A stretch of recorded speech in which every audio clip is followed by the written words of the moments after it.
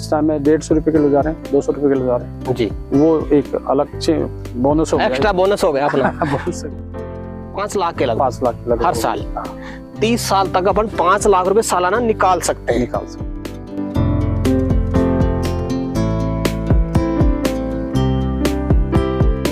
40 kilo तो कम से कम मानो आप एक पौधे से। 150 रुपए का भी आपको पौधा बताया नर्सरी वाले ने। नर्सरी वाले। आपको कितने का कॉस्ट लगी एक पौधे की? मैं 15 रुपए में लेके आया। किसान भाइयों नमस्कार। तो साथियों आज मैं पहुंचा हूं राजस्थान जयपुर की आंधी तहसील में, और आज आपको एक ऐसे अनुभवी किसान भाई से मिलवाने वाला हूं जिन्होंने करीब 30 से 32 साल तक सरकारी सेवा दी। उसके बाद में रिटायर्ड होने के बाद में उन्होंने बागवानी के फील्ड को यहाँ पे चुना है। करीब 1 एकड़ से थोड़े ज्यादा क्षेत्र में 5000 स्क्वायर मीटर में उन्होंने नींबू की बागवानी यहाँ पे कर रखी है। तो इन किसान भाई के पास में काफी ज्यादा अनुभव है नींबू की बागवानी का। वही अनुभव आपके साथ में शेयर करने वाले हैं इस वीडियो के माध्यम से, क्योंकि आज के टाइम पे काफी किसान भाई बागवानी की फील्ड में आना चाहते हैं, नींबू की बागवानी करना चाहते हैं, लेकिन डरते हैं कि भाई साहब इसमें कौन कौन सी समस्याएं हमारे सामने आ सकती है। आखिर नींबू की बागवानी करके हम कितना पैसा कमा सकते हैं? कई वीडियो में आपको बताया जाता है कि यार आप करोड़पति बन सकते हैं, सीधे ही करोड़पति बन सकते हैं नींबू की बागवानी से। तो क्या वास्तव में नींबू की बागवानी से करोड़पति बना जा सकता है? इस चीज में कितनी सच्चाई है वो भी आपके सामने रखेंगे।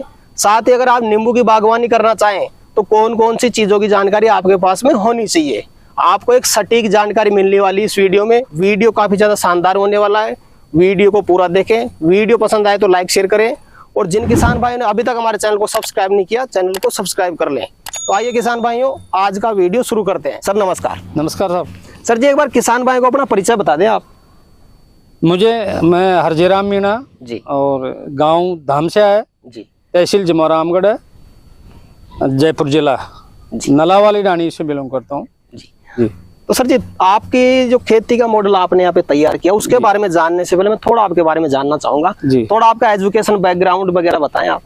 मैंने MA किया है राजनीति शास्त्र से, जी, और शुरू से ही है ना जो मैं काश्तकार से जुड़ा हुआ हूँ, क्यों काश्तकार परिवार में जन्म लिया और खेती खूब करते थे, इंटरेस्टेड थे। मैं स्वयं भी खेती में काम किया करता था, मेरे भाइयों के साथ में जॉइंट फैमिली में रहते थे जी। और मेरे पिताजी सरपंच थे उस टाइम पे, तो ट्रैक्टर से जुताई करना वगैरह ये सब काम किया करता था जी। तो मेरा इंटरेस्टेड था खेती में। और मैं जब सर्विस में था, जब भी मैं जुताई वगैरह क्या फसल करनी है क्या नहीं करनी है, कौन से खाद देना है, कितनी मात्रा में देना है, ये सब कुछ मेरे शुरू से ही मेरा लगन रहा है इस खेती के बारे में। खेती की जानकारी आपके पास में शुरू से ही थी? शुरू से। लेकिन आप जो सर्विस करते थे, सरकारी सेवा में थे, तो किस पद पर कहाँ पे कार्यरत थे? मेरी जॉब लगी कोऑपरेटिव बैंक में। कोऑपरेटिव बैंक शुरू में मैं लोन सुपरवाइजर था और सहकारी समितियों के ऊपर सुपरविजन का काम था। लोन इंस्पेक्टर बन गया, मैं एग्जीक्यूटिव ऑफिसर बन गया पूरे जिले का जी। अब जब मैं फील्ड ऑफिसर था तो हर गांव में हर काश्तकार से मिलाना होता था। 80% काश्तकारों से हमारा रूबरू बातें होती थी जी। और टच में रहता था। और क्योंकि एग्रीकल्चर लोन कोऑपरेटिव बैंक के माध्यम से ही ज्यादा दिया जाता था उस जमाने में। आजकल तो और बैंक भी देते हैं, नेशनलाइज बैंक भी दिया करते हैं, लेकिन हमारे टाइम पे 80% लोन कोऑपरेटिव बैंक के माध्यम से ही दिया करते थे जी जी।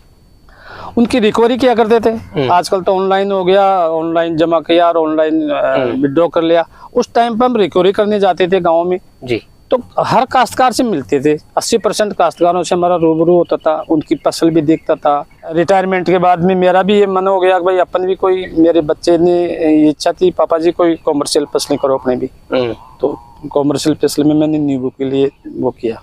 तो सर जी बागवानी में तो काफी फसलें और भी थी, आपने नींबू को ही क्यों चुना?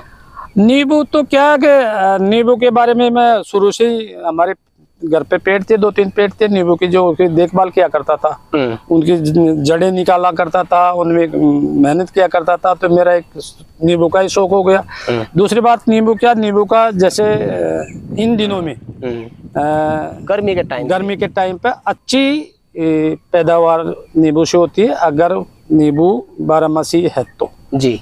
अब इसलिए मैंने नींबू को चुना। 12मासी के लिए मैंने मालूम किया भाई 12मासी पेड़ लाए जाए, तो एग्रीकल्चर वालों से संपर्क किया। वैसे एग्रीकल्चर वाले हमारे टच में रहते थे, क्यों हम एक ही स्टाफ में आते हैं, एग्रीकल्चर प्लस कोऑपरेटिव वाले जी। तो उन्होंने बताया कि बारहमासी के नाम से कोई पौधा अलग से नहीं होता है। आप इन्हीं पौधों में इनकी खुराक अच्छी करोगे, इनको अच्छे मेंटेन करोगे तो इन्हीं में बारहमासी हो जाएंगे जी। इसलिए मैंने नींबू का फसल चुना। सर जी 12 का अर्थ है कि 12 महीने आपको पौधे से उत्पादन मिलता रहेगा। कई किसान भाइयों की समस्या देखी गई है कि 12 महीने में एक बार ही आपको उत्पादन मिलता है। ये क्या चक्कर है, ये क्या समस्या? ये है कि उस पेड़ की गबदाई की करें, अच्छे महीने बाद में उसमें खाद दें और उसके बाद में उसकी कटिंग करें। इसकी टहनियाँ ऊपर से सूख जाती है जी जी। तो वो कोई रोग होता है उसको टहनियों काटो, नीचे से पेड़ के चारों ओर से भी टहनियों को काटो ताकि नीचे बैठ के उसकी गबदाई आसानी से की जा सके जी। उसके बाद में फिर उसके गहरा बना के उसमें गबदाई करके खाद दो और उसमें सिंचाई अच्छे ढंग से हो, ड्रिप से। क्योंकि पानी की भी एक समस्या होती है नींबू की फसल चुनने के लिए। ये है कि भाई ड्रिप से अपन कर लेंगे कम पानी के अंदर भी इसकी पैदावार हो जाएगी। तो वो जो अच्छी गबदाई और उसकी अच्छी वो करेंगे अपन तो उन्हीं पेड़ों में 12 नींबू होने लग जाएंगे। कि आपने अगर अच्छी वैरायटी का चुनाव नहीं किया तो 12 महीने नींबू नहीं मिलेंगे, चाहे कितना भी खाद डाल दो आप। क्या मानते हैं आप इस बात को? देखो मैंने जो पौध लाके लगाई मैंने सरकारी नर्सरी में से लाके लगाई जी। मैंने काफी डिस्कशन करने के बाद में, क्योंकि एग्रीकल्चर वाले मेरे खूब टच में रहते थे, क्योंकि हम एग्रीकल्चर और हमारा एक मीटिंग होती थी कोऑपरेटिव वाला को, एक साथ कम्युनिकेशन रहता था। तो उनसे सब खूब संपर्क किया तो उन्होंने कहा कि आप सरकारी नर्सरी से लो जी, वहाँ किसी प्रकार की कोई आपको गलत पौधे नहीं होंगे। अब जैसे प्राइवेट नर्सरियों से लेते हैं तो वो ग्राफ्टेड नींबू लाते हैं और वो अलग अलग सब ये फलानी जगह का नींबू ये वहाँ का, जिसके बारे में हम कुछ जानते नहीं है। बाकी सरकारी नर्सरी में अपने एरिया के अंदर भरतपुर, जयपुर, अलवर, व्यवसाय, माधोपुर में भुसावर के नींबू अच्छे माने जाते हैं, कागजी नींबू होते हैं। तो मैंने बीजू नींबू को चुना। बीजू नींबू ने कि ग्राफ्टेड। बीजू नींबू और ग्राफ्टेड नींबू दोनों में क्या अंतर होता है सर? ग्राफ्टेड में तो ये है आपने लगा दिया पैदावार, वो आपको साल भर में ही नींबू आएंगे। लेकिन आएंगे क्या, पेड़ जितना होगा उसी के अनुपात में तो आएंगे पेड़।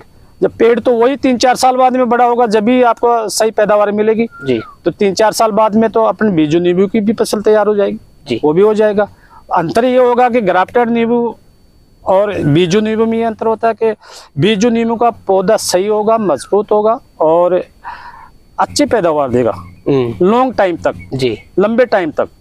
ग्राफ्टेड मेरे समझ से मेरा विचार है ग्राफ्टेड पौधा कोई सा ही हो पैदावार अच्छी देगा, जल्दी फल मिल जाएंगे आपको, जल्दी लाभ मिल जाएगा, लेकिन लॉन्ग टाइम तक नहीं मिलेगा क्योंकि पौधा भी कमजोर होता है और फिर उसकी फल भी सही ढंग से नहीं आएंगे आगे जाकर। तो क्या मानते हैं कि एज कम होती है ग्राफ्टेड की? मेरे हिसाब से तो कम होती है। तो अगर बीजू नींबू की बात करें, आपने यहाँ पे बीजू नींबू का चयन किया और भुसावर से ही लाके लगाई। फिर मैंने भुसावर से लाया सरकारी नर्सरी से लाया। 15 रुपए का एक पेड़ आया। सर कई सीधे सारे किसान होते हैं जिनको इतना अनुभव नहीं होता, वो भी बागवानी करने के फील्ड में आ जाते हैं और कई बार उनसे धोखाधड़ी हो जाती है कि यार उनको जो नर्सरी वाले हैं, प्राइवेट नर्सरी वाले डुप्लीकेट पौधे दे देते हैं।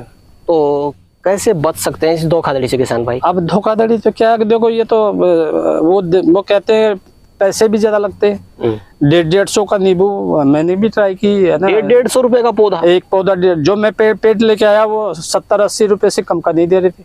अच्छा, ये प्राइवेट नर्सरी वाले? प्राइवेट वाले 2-2.5 फुट का पौधा है वो 80 रुपए, 100 रुपए। कई नर्सरी वाले ऐसे 150 रुपए लेते हैं। अच्छा, वो कहते नींबू जो डाली ग्राफ्टेड करेंगे तो नींबू आ रहा है और उसको ग्राफ्टेड कर दिया तो नींबू दिखेगा। नींबू दिखेगा तो अपन खुश हो जाते हैं यार नींबू आ रहा है इसी को पौधे को ले। लेकिन वो ये सोचे कि वो आगे जाके क्या होगा इसका। जी जी जी जी। 150 रुपए का भी आपको पौधा बताया नर्सरी वाले ने? नर्सरी वाले। आपको कितने का कॉस्ट लगी एक पौधे की? मैं 15 रुपए में लेके आया। 15 रुपए में? और आपका पौधा बिल्कुल सुचारू रूप से चल रहा है, ग्रीन है, शानदार है, ग्रोथ अच्छी है और शायद अगले साल से आपको इनकी उत्पादन मिलने लग जाएगा। जी जी जी। तो 150 और 15 में किसान भाइयों आप थोड़ा आइडिया लगा सकते हैं। जब भी नर्सरी से पौधा परचेज करें तो पहले जांच पड़ताल करें किसी जानकार नर्सरी से, या फिर मेरा कहना मानो तो आप सरकारी नर्सरी से ही पौधे परचेज करें। अच्छा, वो 150 रुपए जो बचे हुए ना पौधे में, वो 15 का और वो 150 का आया, उस पैसे को आप इसके उसमें लगाओ ना। जैसे खाद वगैरह डालने, खाद डाला, उसकी गबदाई करी, चारा वगैरह नहीं किया है ना, उसकी कटिंग वगैरह सही कर दी, ऊपर टहनियाँ सूख रही हो कोई तो उसको हटा दो। इतना पैसा, इतना खर्चा होगा ही नहीं, लेकिन उसके बावजूद फिर कितना देखो, फिर उस पेड़ की कितनी अच्छी ग्रोथ होगी उस पेड़ की। अब मेरे 2.5 साल के पेड़ है जी। अब ग्रोथ आप देख सकते हैं किसान भाइयों, ग्रोथ काफी शानदार देखने को मिली है सर आपके पौधों की। हाँ, अच्छी है। मेहनत करता हूँ, मैं खुद करता हूँ। कितने क्षेत्र में लगा रखे हैं आपने पौधे? ये है करीब 2 बीघा पक्की जमीन है। 2 बीघा पक्की जमीन। राजस्थान में 2500 स्क्वायर मीटर को 1 बीघा पक्का बोला जाता है, तो 5000 स्क्वायर मीटर में आपने लगा रखा। टोटल कितने प्लांट होंगे अपने? ये 244 पेड़ थे। कुछ पेड़ गए जिसमें मैंने आंवले के पेड़ लगा दिए, 10-20 पेड़ गए। 10-20 पेड़ आपके डैमेज भी हो गए? डैमेज हो गए, जो उनकी जगह आपने आंवले लगा दिए जी। कौन से साल में प्लांटेशन किया आपने? ये सितंबर 21 में लगाया था मैंने। सितंबर 21 में जी। क्या मानते हैं आप प्लांटेशन के लिए सबसे अच्छा समय कौन सा मानते हैं नींबू का आप? बरसात के दिनों में इसी रहता है। वैसे आप इसको दिसंबर जनवरी फरवरी में भी लगा सकते हैं। अच्छा। जनवरी फरवरी में क्या जड़े वगैरह पकड़ेगा नहीं, फिर एकदम से गर्मी आ जाएगी ना, तो थोड़ी ज्यादा दिक्कत आएगी जी। बाकी आप बरसात के दिनों में लगा, बरसात के में आप जुलाई में भी लगा सकते हो। 30-25 जून के बाद में टेम्परेचर कम हो जाता है। 25-20 जून के बाद आप पहले खड्डे खुदाओ, लो, अभी इस टाइम खुदा दो खड्डे। अच्छा। और वो 2-3 महीने पड़े रहे ऐसे खड्डे, 2-2.5 का खुदा, 2 फुट चौड़ाई, 2.5 फुट चौड़ाई में 2 फुट गहराई खड्डा खुदा के छोड़ दो, ऐसे वो तपता रहेगा। उसमें कोई कीटाणु दीमक वगैरह कुछ सब नष्ट हो जाएंगे। और फिर उसके बाद में बरसात होने के संभावना के थोड़ा सा पहले 10-15 दिन पहले खड्डों को भर दो। फिर वो एक बार बरसात में खड्डों को थोड़ा सा नीचा रखो, जो पानी भर जाए उनमें, पानी भर जाए, अच्छा भर जाए, फिर उसके महीने भर बाद में फिर पौधे लगा दो। खाद वगैरह डाल के, दीमक की दवाई डाल के। और मैं तो ऑर्गेनिक खाद को ज्यादा काम में लेता हूँ। वैसे गोबर का मींगनी वाला, बकरियों का खाद, बकरी की मींगनी आती है, हाँ, वो भी डालते हो? वो भी डालता हूँ। शुरुआत में प्लांटेशन के समय गोबर का खाद ही डाला वो ओनली? हाँ, गोबर का। कितना डाला एक गड्ढे में आपने? एक गड्ढे में 20 किलो करीब। 20 किलो करीब। और दीमक की दवा आपने जरूर डाली? दीमक की दवाई डाली। पौधे से पौधे कितनी दूरी होगी हमने? करीब 15 फीट की। 15 बाई 15? 15 बाई कतार से भी वही 15? हाँ, 15 बाई 15। और ड्रिप इरिगेशन सिस्टम आपने यहाँ पे लगा रखा है? हाँ जी। ड्रिप इरिगेशन से सफल तरीके से नींबू की बागवानी हो जाती है? हाँ, हो रही है। अभी तो फिलहाल तो हो रही है, पर ज्यादा और 1-1.5 साल बाद में फिर इसके ड्रिपों को और गहरा बनाना पड़ेगा, या फिर आप वैसे पानी दो, खुला पानी चलाओ, खुला पानी दो, क्योंकि बाद खुला पानी नहीं है तो फिर नींबू के चारों ओर एक ऐसा गहरा बना के और उसपे ड्रिप लगा दो। वो भी सक्सेस है। अच्छा, वो भी सही है। मतलब सर जी करीब 2.5 साल के अपने पौधे हो चुके हैं। हाँ। फर्स्ट उत्पादन मिलने में, जैसे बीजू नींबू ही लगाते हैं, हाँ, कितना टाइम लग जाता है? 3-3.5 साल में आएंगे, चालू हो जाए। जैसा मुझे बताया गया कि भाई 3-3.5 साल में आ जाए। वैसे इनके साथ ही मैंने मेरे घर पे एक नींबू लगाया, इन्हीं में से बच गया था जो लगाया, उसके इस साल नींबू आ रहे हैं। इस साल चालू हो गए? हाँ, चालू हो गए, मई आ रहे। करीब एक पौधे से तो कितना मानते हैं कितने किलो उत्पादन अपने को मिल सकता है? अब देखो, जब इनकी पूरी मैच्योरिटी हो जाएगी, 4 साल 5 साल की हो जाएगी, तो 40 किलो तो कम से कम मानो आप। एक पौधे से? कितने साल चल जाते हैं पौधे? नींबू तो ये बीजू तो आपके 30-35 साल तक मानो, कम से कम 30-35 साल। अच्छी खुराक है, दीमक की दवाई वगैरह देते जाओ और अच्छी खुराक करोगे तो 30-35 साल। सर जी बीमारियां कौन कौन सी देखने को मिली आपको? बीमारियां इसमें दीमक की है, जो दीमक ज्यादा हमारी दीमक की कोई वो भी नहीं है समस्या, लेकिन मैं साल में एक बार वो जरूर दे देता हूँ दवाई, कोई ज्यादा ही डैमेज हो रहा तो जी। बाकी इसके टहनियाँ ऊपर से सूखती है कभी कभी किसी पेड़, उनको कटिंग करा दो, ताकि वो नई कटिंग करेंगे तो सूखता हुआ नीचे आएगा।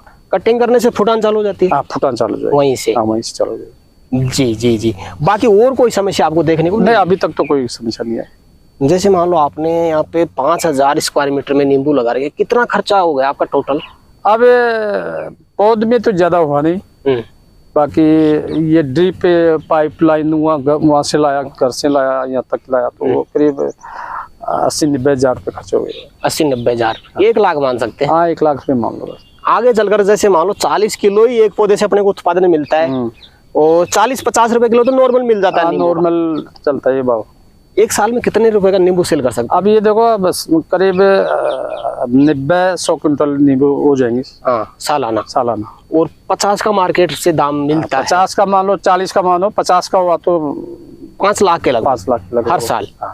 30 साल तक अपन 5 लाख रुपए सालाना निकाल सकते हैं? निकाल सकते हैं। कितना खर्चा मानते हो सालाना आप? बाद में? साल में तो करीब 1 लाख रुपए। 1 लाख रुपए मान सकते हैं। लेबर कॉस्ट भी है, उसमें खाद भी डाल दिया अपन। और अगर फिर इसमें जो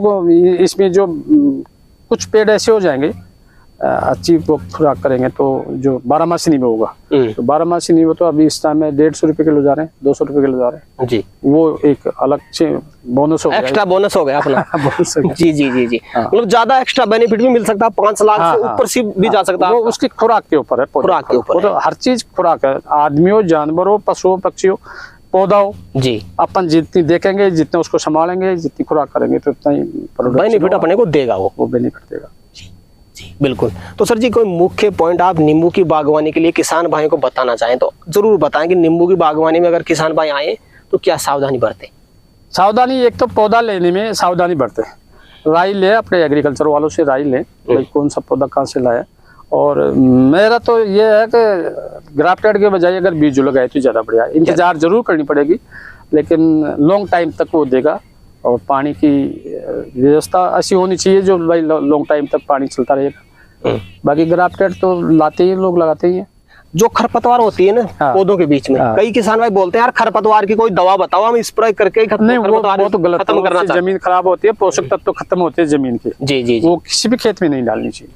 लेबर से निकलवाएं, लेबर से निकलवानी चाहिए, बार बार निकला दो, 2-3 बार निकला दो, छोटे पौधे को निकला दो, जब बीज आए उससे पहले उसको हटाओ पौधे को। जी जी जी। अब बीज आने के बाद में हटाओगे तो वो बीज फिर खेत में हो जाएगा, फिर उगेगा। तो लेबर से ही निकलवाएं, लेबर से स्प्रे ना करें आप। हाँ, वो उससे जमीन खराब होती है, खराब होती है जमीन खराब होती जी। तो सर जी आज आपने किसान भाइयों के लिए समय निकाला और अपना अनुभव आपने किसान भाइयों तक शेयर किया, उसके लिए आपका बहुत बहुत धन्यवाद। धन्यवाद साहब, थैंक यू सर। तो किसान भाइयों जानकारी कैसी लगी हमें कमेंट करके जरूर बताएं। वीडियो पसंद आए तो वीडियो को लाइक करें, बाकी किसान भाइयों तक वीडियो को शेयर जरूर करें, और जिन किसान भाइयों ने अभी तक हमारे चैनल को सब्सक्राइब नहीं किया चैनल को सब्सक्राइब कर लें। तो किसान भाइयों आज के लिए इतना ही, मिलते हैं नए वीडियो में, तब तक के लिए जय जवान जय किसान।